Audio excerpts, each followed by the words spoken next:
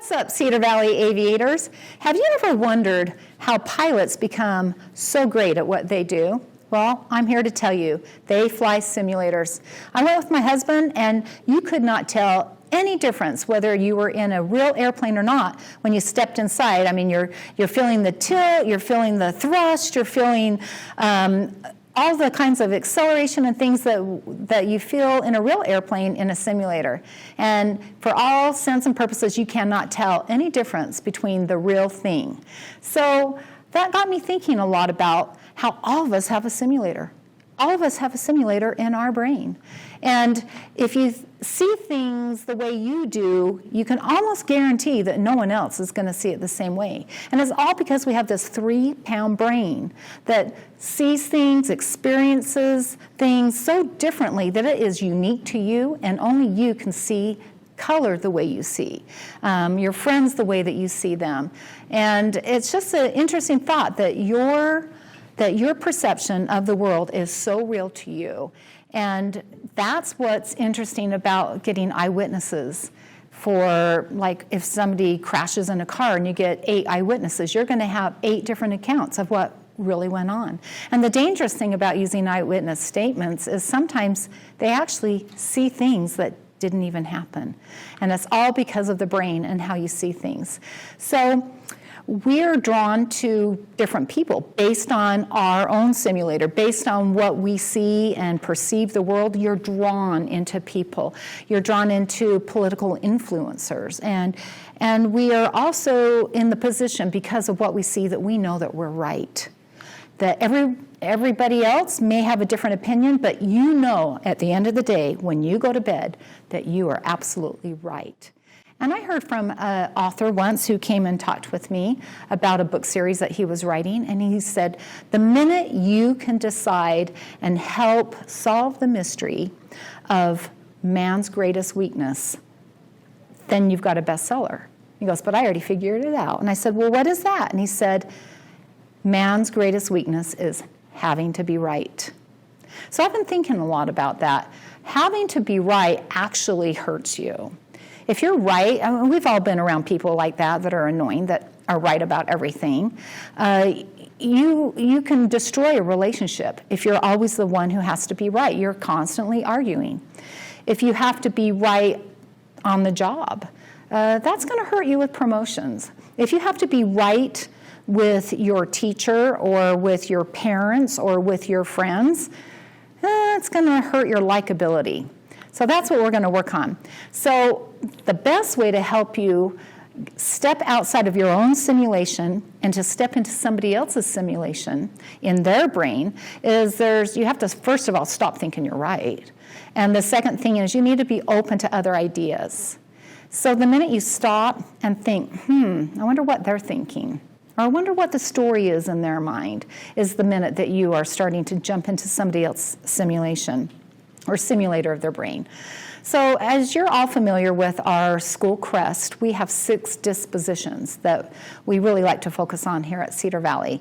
And the one we're going to talk about that goes with this simulation is influence. How do you have a strong influence? And as you know, having an influence on someone else, it's usually you want them to have a positive experience with you. You want them to listen to your ideas. But the only way you can do that is not always having to be right?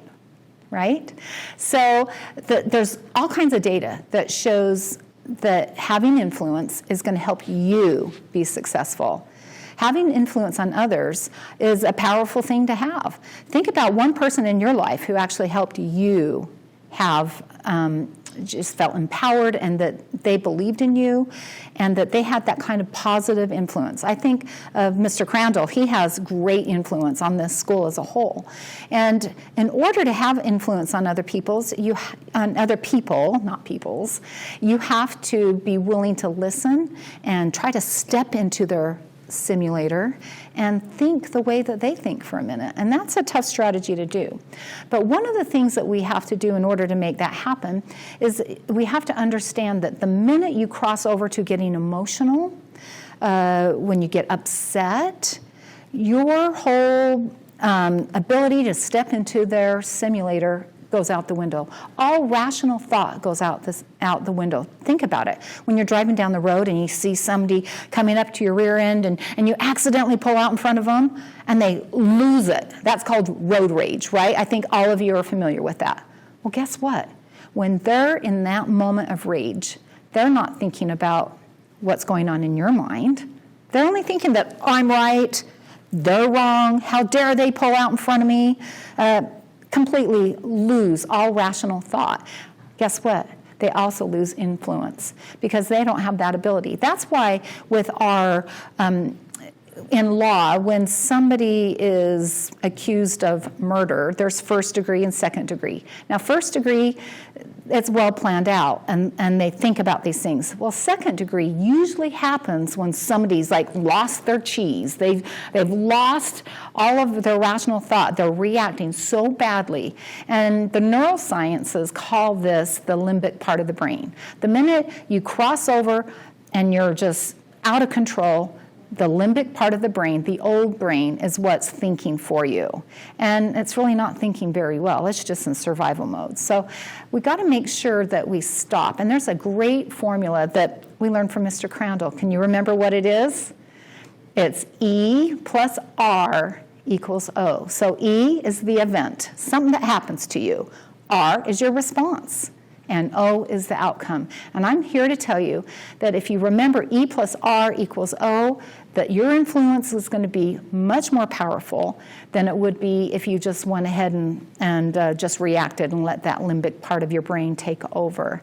So 75% of what makes us successful in this world is being optimistic, having that likability, being connected to others. And the way to achieve that is through influence. So E plus R equals O. And you will have the most amazing influence on anybody else. So, aviators, we love you. We believe in you. And we're so proud of you.